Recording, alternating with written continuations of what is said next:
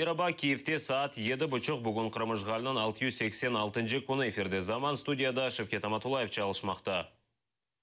83 yaşında devamlı hastalıktan belli yazıcı jurnalist Zakir Kurtnezirov vefat etti. Merhum dekabrının 12'sinde 1933 senesi Balaklava rayonunun Varnautka koyunda dünyaya geldi. Sürgünlük yılları Lenin Bayrağı gazetasında öz şiirlerini basmağa başlay.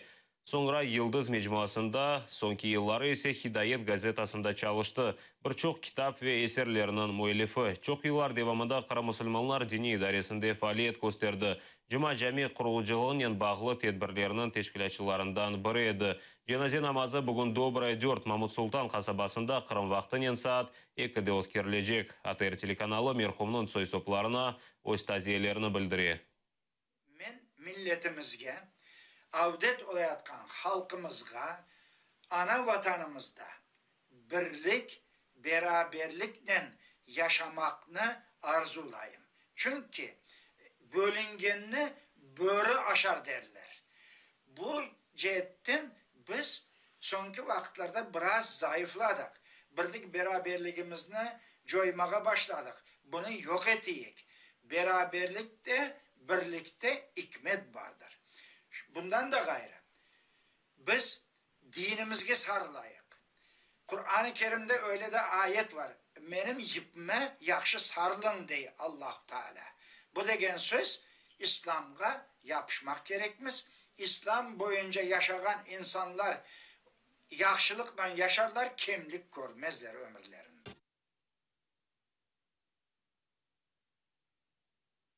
Rusия Mustafa Cemilev'nin oğlunu Ukraynaga keçirmege ret eti. Bu haqda advokat Nikolay Polozov bildiri. Şimdi advokat vaqtından evvel azat etilov boyunca mahkeme toplaşıvını bekley. Kayser Cemilev Astrakhan kolonasının ceza izolatorunda buluna. Advokat bildirgenine göre anda Kayserge bulunmağa haflıdır. Çünkü Rus telekanallarında gösterilgen propaganda esasında mabuslar ona zarar getirebilir. Belli ki Kayser Cemilev'ni ta Ukrayna vaqtında 2013 senesi Mayıs'ta hapsga aldılar. O azbarında Koranta dostu Fevzi Edemov'ni tüfekten atıp öldürdü. Kırım işgalinden son işini Rus taqqatçıları bakı başladı ve Kayser'ini Krasnodar vilayetine geçirdiler. Anda ona 3,5 yıl haps cezasını belgilediler.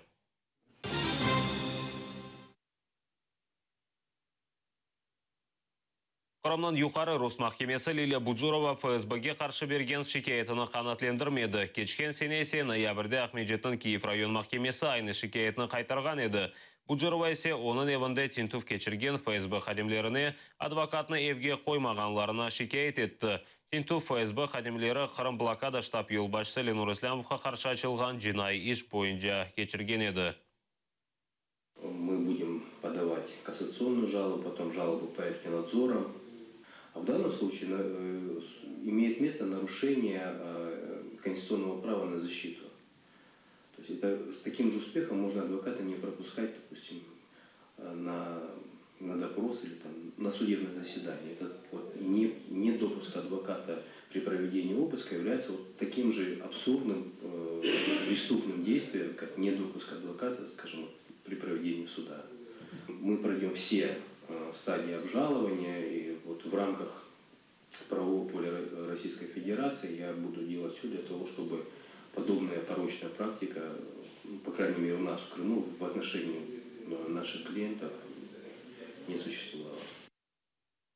Elektrik ağlarında olgan qaza Ahmedjet rayonunda 3 koyunu, Jankoy rayonunda ise 1 koyunu ışıksız kaldırdı. Ahmedjet rayonunda Чистенькая, Трудолюбова ve Livatki koyu elektrikasız, Jankoy rayonunda ise Zernovoye koyu. Kremэнерго bergen malumatqa ko'ra ta'mirlash ishlari alib barila. Yarımadanın elektrik ağlarında qazalar sık ola. Ukrayna tarafından başlangan blokadadan son Yarımadaga Krasnodar vilayetinden energokopor keçirdiler. Lakin onun kuchi butun Kırımni temin etmek için yetmey.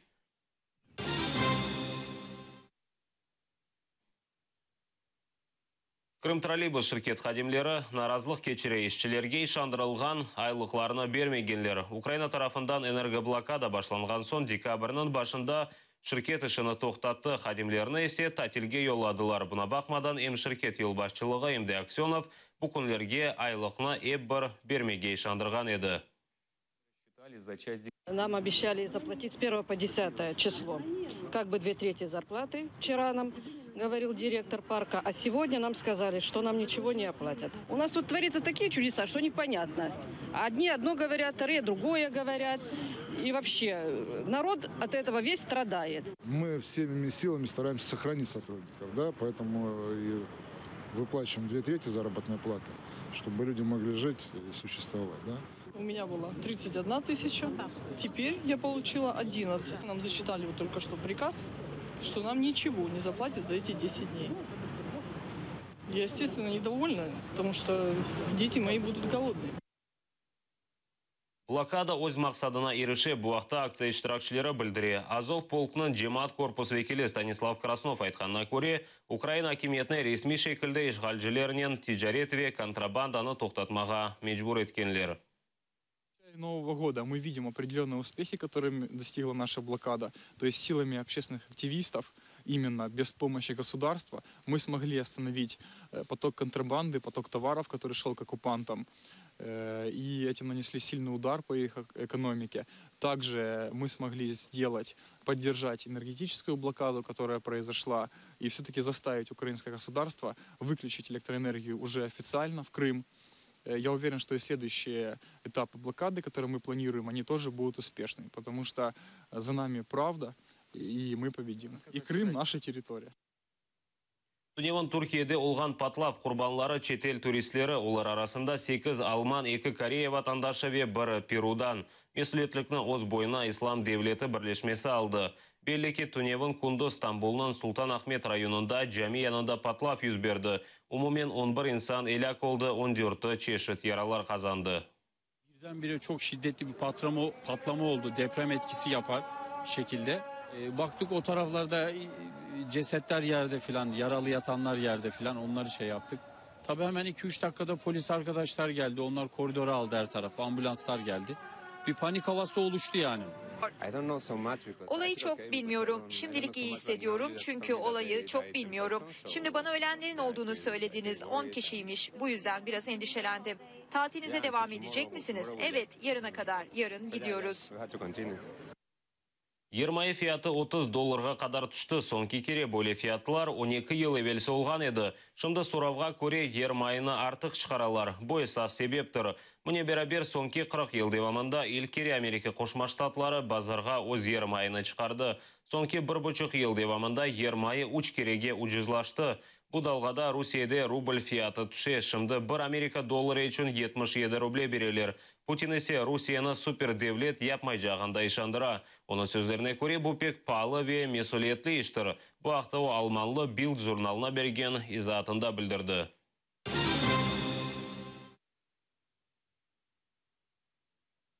Санкциялар тек Америка Қошма Штатларының тарафдарларына зарар кетіре біле. Шымды интернетте та 1982 сенесі Совет Бірлігінің девлет телеканалларының эфирінде шыққан халқара хаберлер яйынның парчасы пейда олды. Интернет қоланыcıları бұл яйынны шымдеке рус хаберлерінен қияслайлар.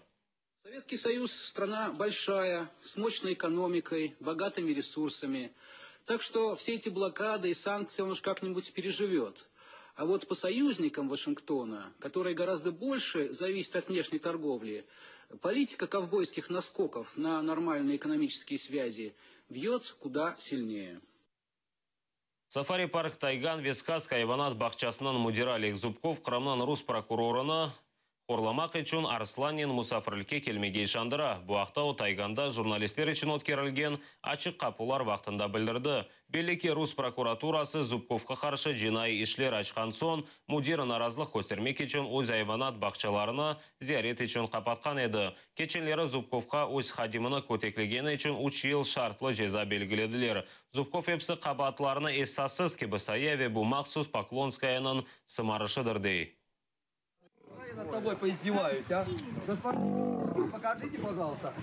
Госпожа, я издеваюсь над своим делом. Вот. Хотите, мы к вам в прокуратуру с ним придем?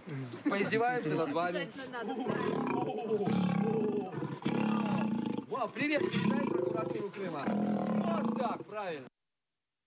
Сабаға сонки хаберіміз еді заман өз ешіні девам етеуін бір бұчықта бұл студияда Украин тілінде хаберлерінен Ескендер Меметовны қаршыланыз. Көрішкен жек.